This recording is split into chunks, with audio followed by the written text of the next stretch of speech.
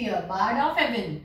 So basically, who is William Shakespeare? He is the main writer of Age of Elizabeth. Why he is called as main writer? Because the complete age is dedicated to him. हम इस पूरी as को, as of Elizabeth को, renaissance को हम as of Shakespeare भी बोलते हैं. क्यों बोलते हैं? बिकॉज इसका कंट्रीब्यूशन ही इतना बड़ा है कि किसी और राइटर का इतना बड़ा कंट्रीब्यूशन है ही नहीं. इसको बार्ड ऑफ एवन बोलते हैं. क्यों? बिकॉज इसका बर्थ हुआ था स्टैटफोर्ड एवन में, वहां से ये लंदन आए. He belonged to a very mediocre, very common man family. He belongs to a very lower middle class family. Basically इस टाइम पे मिडिल क्लासेस होते ही नहीं थे.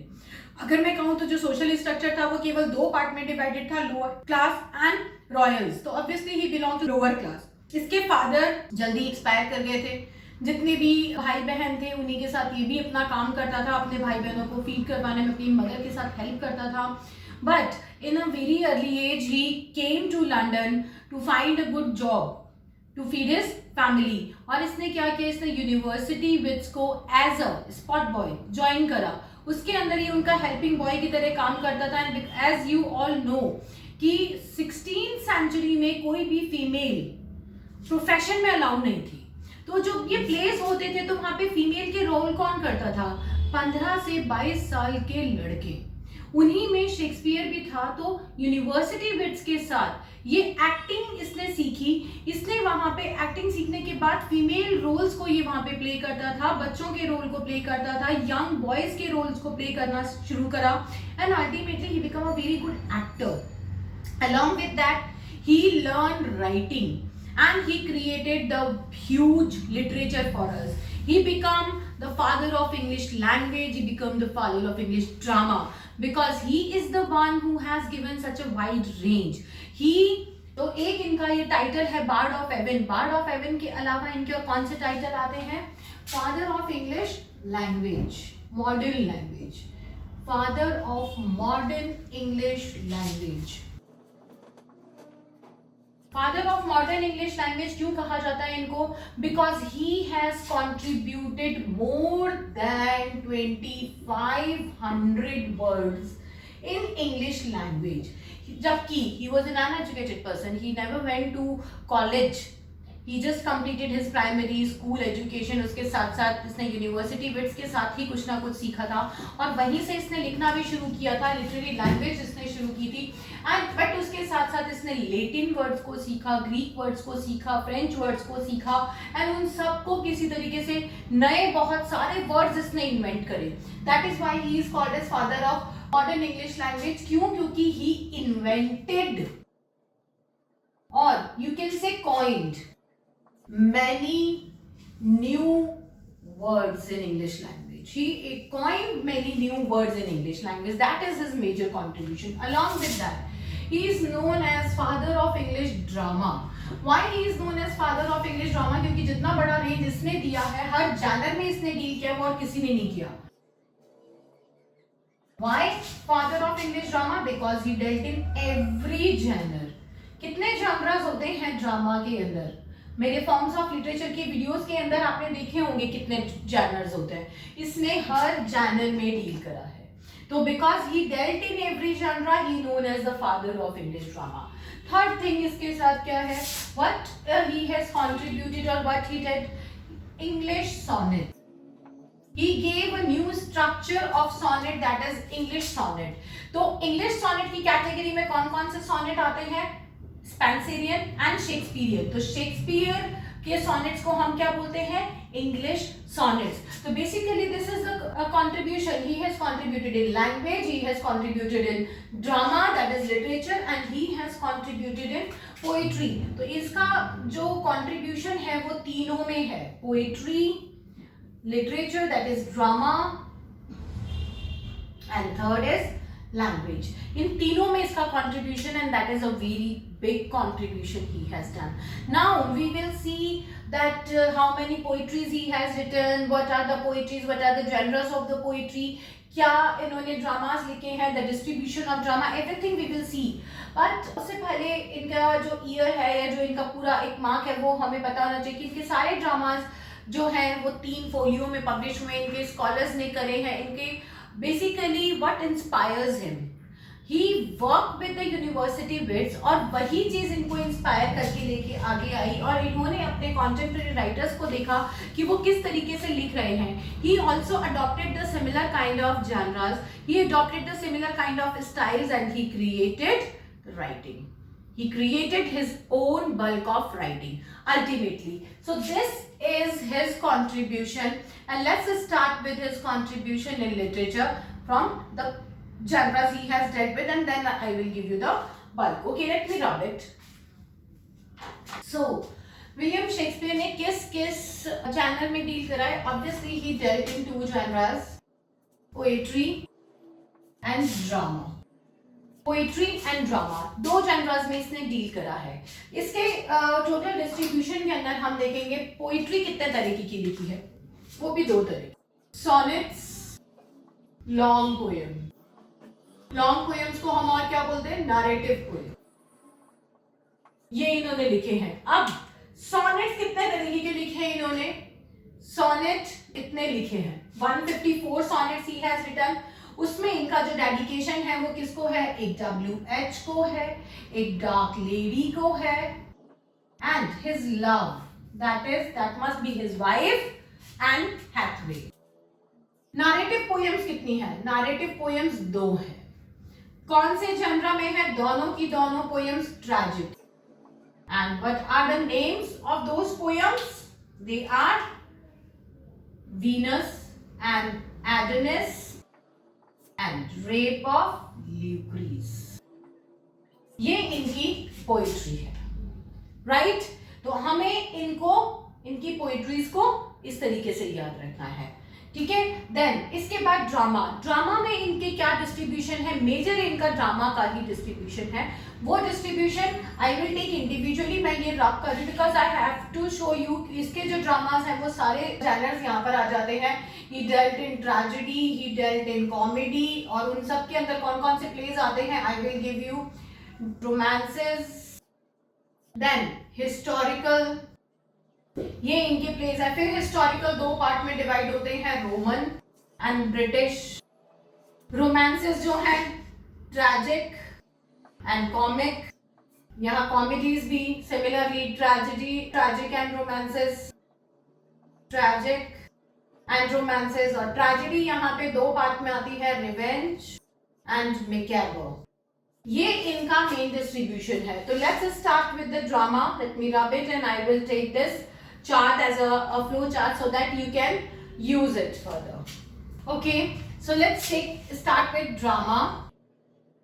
ड्रामा में हम इसके डिस्ट्रीब्यूशन देखेंगे. फर्स्ट हम देखेंगे इसका जो डिस्ट्रीब्यूशन है, that is tragedy. I told you that tragedy is further divided into 2 parts, revenge and macabre. I told you already in my forms of literature that what is a revenge tragedy, what is a macabre. Revenge tragedy जिसमें जो motive होता है tragedy का, जो hero है, central figure है, tragic hero है, उसका मोटिव यहाँ पे रिवेंज लेने का है, and ultimately he face the tragic and. तो यहाँ पे उसका मोटिव क्या है? यहाँ पे तो रिवेंज ट्रेजेडी क्यों बोलते हैं? Because the main central theme is revenge.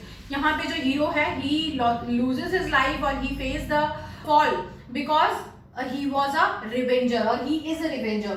Macabre के अंदर क्या है? सुपरस्टिशियस एलिमेंट्स बहुत ज्यादा डोमिनेटिंग होते हैं, और उसके साथ साथ मैकेबर के अंदर ब्लडशेड बहुत ज्यादा होता है. मतलब अननेसेसरी ब्लडशेड भी बहुत ज्यादा होता है. यहाँ पे इफ इट इज रिक्वायर्ड और not, but the bloodshed is there. That is why it is called macabre. अब जितनी भी ट्रेजेडीज हैं वो कौन सी इस लिस्ट के अंदर आती है? Let me give you the list completely.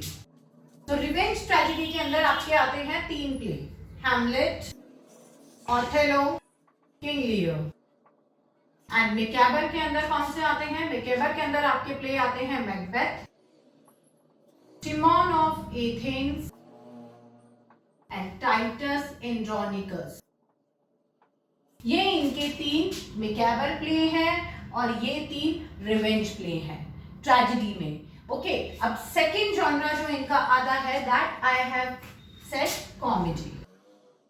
Comedy भी मैंने आपको कहा इनके 2 पार्ट में डिवाइड होंगे, romances and tragic comedy, like comic tragic comedy and romantic comedy, ये दो पार्ट में डिवाइड होंगे, ठीक है। तो हम यहाँ पे रोमांटिक कॉमेडीज जो हैं वो हम रोमांसेस के अंदर भी लेते हैं ऑब्वियसली। तो यहाँ पे हम लोग क्या लेंगे, simple comedy and tragic comedy, दो कॉमेडीज को हम लोग यहाँ पे मर्ज अप करेंगे, रोमांसेस को नहीं ले रहे हैं। तो यहाँ पे कौन सी कॉमेडीज आ जाएंगी, सिंपल एंड ट्रेजिक, ठीक है, that is tragic comedy. It's first ये चैनल आएगा, ये अब ऐसे चलते हैं, उल्टा चलेंगे, ठीक है। तो इनके सिंपल कॉमेडी के अंदर कौन कौन से वर्क आते हैं, इनके सिंपल कॉमेडी के अंदर सबसे पहले जो पुराने इनके वर्क्स हैं वो यहाँ पे आ जाएंगे, that is comedy of errors,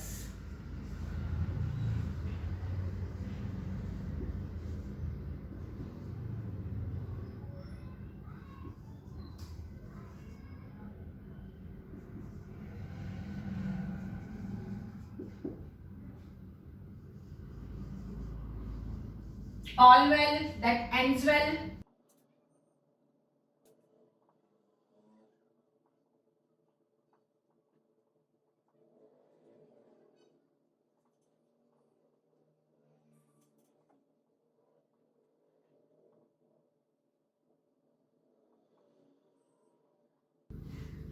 Comedy of Errors, All Well That Ends Well, Love Labor Lost, Midsummer's Night Dream, The Winter's Tale, Much Ado About Nothing, The Merry Wife of Windsor. These are the 1, 2, 3, 4, 5, 6, 7 are the part of simple comedies.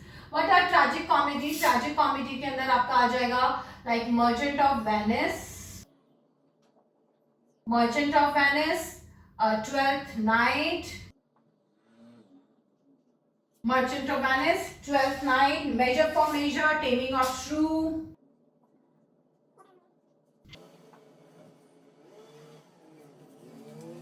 These are your tragic comedies. Okay, now I'll start with romances. Now, the third channel we will take romances. Okay, and the fourth one will be historical plays. ये आपके चार cameras में इस तरीके से हर चीज दो दो में डिवाइड हो रही है यहाँ, okay.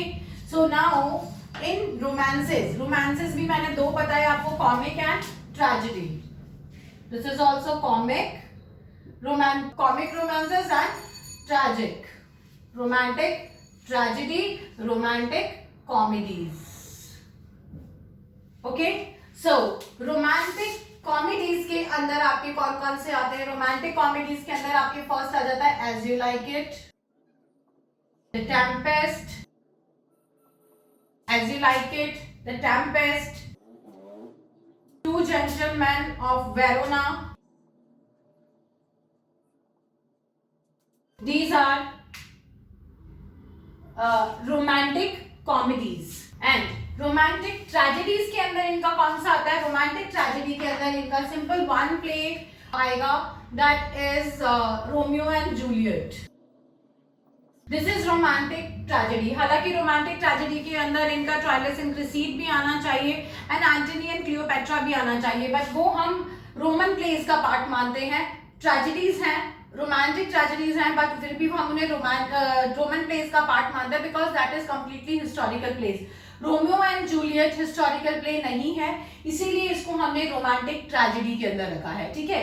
Now come to the historical plays of Shakespeare. Historical plays यहाँ दो पार्ट में डिवाइड करूंगी फिर से, Roman and British.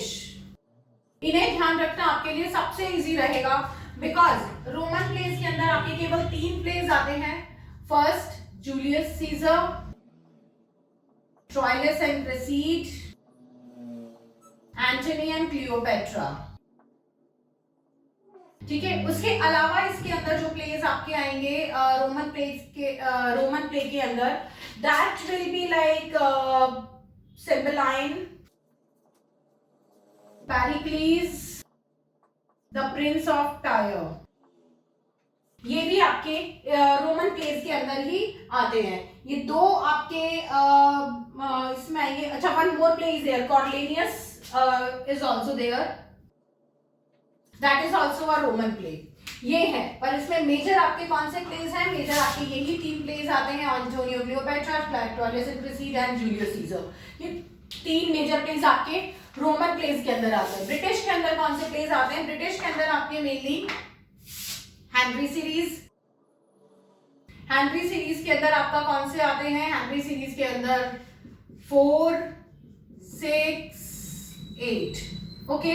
Then second is Richard 3 is the only play. यहाँ पे हेनरी सीरीज में सेकंड भी है, हेनरी 4, 6, 8, हेनरी सेकंड भी है, एंड यहाँ Richard 3, then Edward 3 and King John. Henry 4 and Henry 6 जो आपके प्ले हैं, हेनरी 4 एंड हेनरी 6, ये जो प्ले हैं ये 2-2, 3-3 पार्ट में है, पार्ट 1, 2, 3, पार्ट 1, 2, 3 इस तरीके से है। सो नाउ हम लोग ये मानते हैं कि इनका जो ड्रामा है that is around 36-37 plays he has written, and these plays are almost in the same number. 3 यहाँ पर आ गए, 6 प्लेज, 7, 8, 9, 10, 11, 12, 13, ये इस तरीके से आपके ऑलमोस्ट 36-37 प्लेस आपके बन जाते हैं, क्योंकि वो हेनरी सीरीज जो है वो 2-3 पार्ट्स के अंदर है। Similarly with the Richard, and these are the plays, and this is the complete chart of Shakespearean plays. अब यहाँ पे क्वेश्चन आता है that what is the most important play to be read for the from the point of view of your examination. आपको exam point of view से कौन से place पढ़ने हैं? तो एग्जाम पॉइंट ऑफ व्यू से सबसे पहले तो आपके ये 4 प्लेस तो इंपॉर्टेंट है ही जो आपको पढ़ने हैं। ऑब्वियसली आपको ये प्लेस पढ़ने हैं, ट्रेजेडीज के HOKM, Hamlet, Othello, King Lear and Macbeth. They you should know these play. I will also take few of them in the series. मैं कुछ ट्रेजेडी, कुछ कॉमेडी, रोमांसेस, हिस्टोरिकल, इन सभी प्लेस के साथ आपके साथ डील भी करूंगी, ठीक है। उसके अलावा आपके आते हैं कॉमेडीज। कॉमेडीज के अंदर you should know that comedy of error is slapstick comedy. तो स्लैपस्टिक कॉमेडी कौन सी होती है? जिसमें मूवमेंट ज्यादा होते हैं, डायलॉग कम होते हैं, ठीक है। और इस पूरी लिस्ट में से आपको करना है Midsummer's night dream and the winter's tale. इस पूरी लिस्ट में से आपको केवल ये करना है, बाकी there is no need to go in the detail of any play. Yes, tragic comedies के अंदर आपको मर्चेंट ऑफ वेनिस भी करना है, आपको 12th नाइट भी करना है, मेजर फॉर मेजर भी करना है। ये तीनों प्लेस इंपॉर्टेंट हैं और इन तीनों प्लेस में से एग्जाम में क्वेश्चन आते हैं, ठीक है। Then coming back to romances, आपकी जो कॉमेडीज हैं ये तीनों इंपॉर्टेंट हैं, बट जस्ट डू दीज 2। आप अगर ये 2 कॉमेडीज कर लेते हैं, that is as you like it, the most important one, Tempest the most important one, ये 2 आपको करनी है। And obviously Romeo and Juliet important है। तो लगभग 36 में से ये मान के चलो 12-13 प्लेस ऐसे हैं जो कि काफी इंपॉर्टेंट प्लेस हैं।